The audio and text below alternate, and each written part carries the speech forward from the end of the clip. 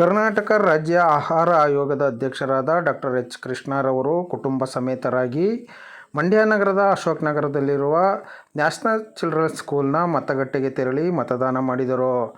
ನಂತರ ಮಾತನಾಡಿದ ಅವರು, ಪ್ರತಿಯೊಬ್ಬ ಭಾರತೀಯರು ಮತದಾನ ಮಾಡುವ ಮೂಲಕ ಪ್ರಜಾಪ್ರಭುತ್ವ ಕರ್ತವ್ಯವನ್ನು ಪಾಲಿಸಬೇಕು ಎಂದರು.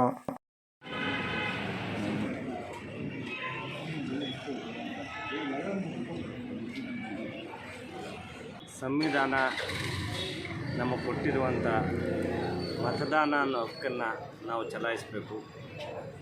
ಪ್ರಜಾಪ್ರಭುತ್ವದಲ್ಲಿ ಈ ಮತದಾನ ಅನ್ನೋದು ಒಂದು ಹಬ್ಬ ಇದ್ದಾಗೆ. It's A festival of democracy.